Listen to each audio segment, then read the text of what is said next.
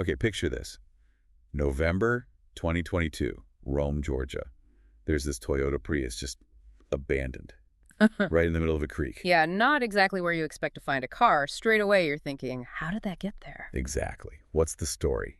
And that's really the starting point for this deep dive, that car. It is. That discovery was, well, just the tip of the iceberg, unfortunately. What we want to do is piece together what happened, follow the trail from that car. Unravel the whole thing. Mm-hmm. And it centers on the car's owner, Aaron Davis, Mm-hmm. just 21, Mm-hmm. fresh out of BYU, Brigham Young University.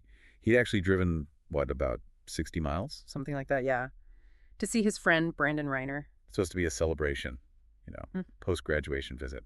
But tragically, that visit, that was the last time anyone heard from Aaron. And it's often that silence, isn't it, when someone just drops off the map, phone goes straight to voicemail. Yeah. So his dad, understandably, files a missing persons report. Which kicks off the official investigation. And, that's where we pick up the trail, too.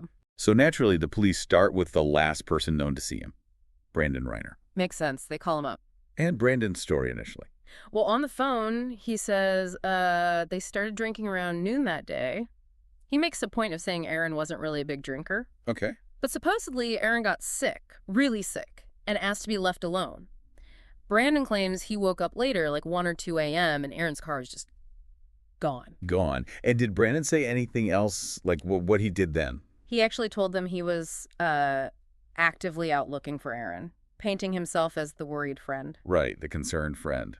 But police work isn't just phone calls, is it? They followed up. They did.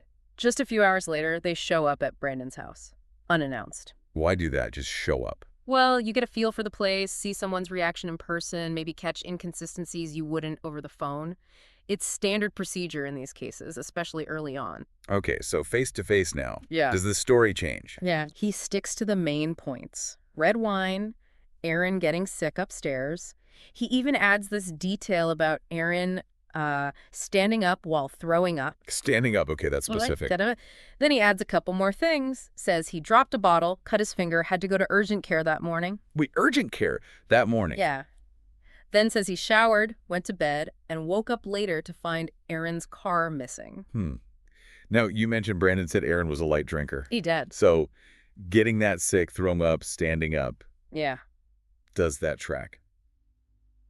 If he barely drinks, seems a bit much. It does feel disproportionate, perhaps. Right. And then adding the urgent care trip for a cut finger into that specific timeline, it starts to feel a little cluttered. And these guys knew each other well, right? Yeah. Not just casual friends. Oh, yeah. Long history. Friends since 5th grade. Apparently got much closer in freshman year of college, which makes everything that follows even harder to grasp. Definitely. So the police are there listening to this story. What's the next step? They ask to look around the house, and Brandon agrees. And this is where things take a really sharp turn.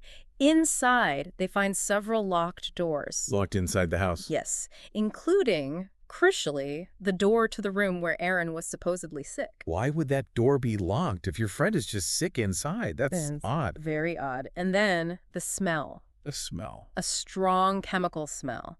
And they notice a lot of cleaning supplies in Aaron's room. Way more than you'd normally expect. Okay, red flags waving now. Yeah. Locked door, chemical smell, cleaning supplies. It sounds like someone was trying to cover something up. It certainly suggests an intense cleaning effort. Uh-huh. And then they find it beside the bed. What did they find? Blood. A significant amount of blood is how it was described. Oh, wow. And the description is key. More than just vomit. It looked like it had been there a while. More than vomit. Okay. That changes everything. And a while suggests it wasn't from that morning. Exactly. And there was also some kind of powder poured near the blood, like someone tried to absorb it or conceal it. So you hear throwing up blood like that. I mean, that's not typical alcohol poisoning, is it? Especially for a light drinker. Not usually, no. And if someone was that sick from alcohol, you'd expect them to maybe be mobile later. But this scene, it contradicts Brandon's story about Aaron just driving away. Completely. The physical evidence is screaming something different. And it seems Brandon realized the walls were closing in. Because right then, as officers are processing that room... What did he do? He bolts. Just takes off running, jumps a fence in the backyard, and disappears towards the neighboring houses. He ran. While the police were right there. Just fled. You can imagine the radio chatter, officers scrambling, trying to keep eyes on him. But he got away initially. Yeah, he vanished into the neighborhood for a bit. Okay, so now it's not just a missing person case. Brandon is actively fleeing. priority shifts. Big time. They need to find Brandon. So police start talking to neighbors, canvassing the area. And in luck, Hey. remarkably, yes, one officer talks to a neighbor who just happens to be on the phone Right. with Brandon's father, Jeremy Reiner. Wow, okay. So the officer talks to the dad. Gets on the phone with Jeremy, yeah. And Jeremy's initial reaction says he has no idea where Brandon is. Really? Even suggests places they could look. Spots the boys usually hung out. Kind of deflecting, maybe. Sounds like it. Trying to steer them away? What happens then? Well, Jeremy then goes back to his own house and finds Brandon's phone there. Brandon left his phone behind. He did, and finding that phone seems to be a major turning point for Jeremy. How so? Because suddenly, his cooperation just stops. Police ask for the phone, and he refuses to hand it over. Flat out refuses. Whoa. Okay, so what could possibly be on that phone that makes a father suddenly clam up like that after his son has fled a potential crime scene? You have to assume he saw something that horrified him, and while the contents later recovered from that phone, they were horrific. Like what? Just deeply disturbing notes. And a warning here, these are graphic. Things like, his scream became a gargle as he swallowed his tongue. Oh my God. And notes like, I like dark places where my mind melts, and this really bizarre, awful image. My brain's a waterfall running out of my nose like drool. That's chilling.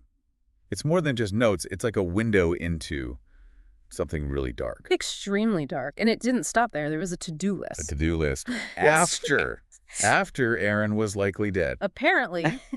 Things like schedule last 3 songs, which seems to reference his YouTube channel. Okay. But then utterly mundane things. Vacuum laundry, shower in my shower, take a bath tomorrow. Vacuuming laundry after that. That's just eerie, the detachment. That's incredibly jarring. And then the texts that seem written to create an alibi. One saying, Aaron threw up horribly with some blood in it. Another saying simply, I woke up and he was gone. Directly contradicting the scene upstairs and, well, everything else. Yeah. He's trying to stick to the original story in text. Exactly. The phone held the proof of the lies and maybe the planning. So Jeremy sees this. No wonder he initially refused to hand it over. When the police speak to him again, his attitude must have shifted. You can imagine. He's hesitant. He says he won't give up the phone without a warrant. But crucially, he does acknowledge the blood they found. He knows it's bad. He's caught, isn't he? Between protecting his son and the horror of what he likely now knows. A terrible position. But then something changes again. Just an hour or so later. What? Jeremy calls the police back. He tells them he's with Brandon now. And Brandon is ready to surrender. Just like that. After fleeing after the phone refusal. Within about 25 minutes, Brandon arrives at the police station with both his parents. What made Jeremy change his mind and bring him in? Do we know? It's hard to say for sure. Maybe the weight of it all, the realization there was no hiding from it. Maybe a conversation with Brandon. So Brandon's there. Does he talk? Nope. Lawyer. He requests a lawyer and stays silent. Standard advice, really. But the parents. They were willing to talk. And Jeremy, the father, he provides the next critical piece of information. Which? He tells a detective where Aaron might be, an old cemetery. He gives this kind of vague direction. Turn left at Trenel TR or something that sounded like that. He told him where the body was after trying to protect Brandon earlier. He did. It's a significant shift. Maybe that internal conflict just reached a breaking point. He had to say something. And did Jeremy offer any context? Anything about Brandon? He did mention some things about Brandon's mental state. Said Brandon had come home from college because he was having severe anxiety attacks, even visions. Visions. Yeah. And he recalled Brandon calling him that very morning, saying something really strange about minging upstairs in the carpet. Ming? What does that even mean? Nobody seems to know. A hallucination, some kind of code. It's just another unsettling piece. Jeremy also mentioned Brandon had a childhood diagnosis involving OCD. Okay, so he's painting a picture of mental struggles. He is. Now, it's important, as the source notes, to consider this could be laying groundwork for an insanity defense later on. We can't ignore that possibility. Right, strategic perhaps. But still, it gives investigators something, especially the cemetery location. Absolutely. Police head straight to that cemetery Jeremy described. They search the area, and they find him. They find Aaron's body, buried, in a secluded spot right at the back. Oh, God. So Jeremy was right. He was. And the discovery confirmed the worst fears, obviously. But there's another detail. What?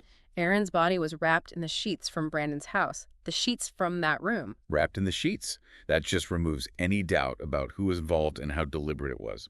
Horrifying. Completely. And Brandon's reaction, or lack thereof, during his arrest and processing was also noted. How did he act? Eerily calm, apparently. Detached, like none of it was registering or he just didn't care. Chillin'. Chilling. While all this is happening, someone has to tell Aaron's parents. Can you even fathom delivering that news? Your son, just graduated, bright future ahead, gone. Murdered by his childhood friend. It's described as an evil, horrifying act, and that feels like an understatement. Absolute devastating was there. Was justice served in the end? Well, Brandon Ryner eventually pleaded guilty. He tried an insanity defense, but it wasn't accepted by the court. So he took responsibility. Legally, yes, through the guilty plea. And on July 18th, 2024, he received his sentence. Which was? Life in prison, without the possibility of parole, for the murder and the mutilation of Aaron Davis. Life without parole. So accountability was achieved through the justice system. It was. So looking back, it all started with that car in the creek, a weird discovery. Yeah, it just seems strange at first. And it unspooled into this incredibly dark sequence. The lies, the cleaning, the blood, the flight. The horrifying notes on the phone. The father's conflict, the surrender, and ultimately finding Aaron's body in that cemetery. It's just a shocking chain of events. It really is. Such a senseless, brutal loss of a young life. It just leaves you reeling. And it forces you to ask that impossible question, doesn't it? How does a friendship, one that lasted years, end like this? What darkness was hidden beneath the surface? We'll likely never fully understand the why. Probably not. But it's a stark reminder, I think, about the complexities we can never truly see in others, the fragility of relationships, and, yes, the devastating consequences when mental health issues potentially go unaddressed or manifest in violence, though. It's crucial to state most people with mental illness are not violent. A deeply disturbing story with a tragic end. It leaves you thinking about the hidden currents beneath seemingly normal lives.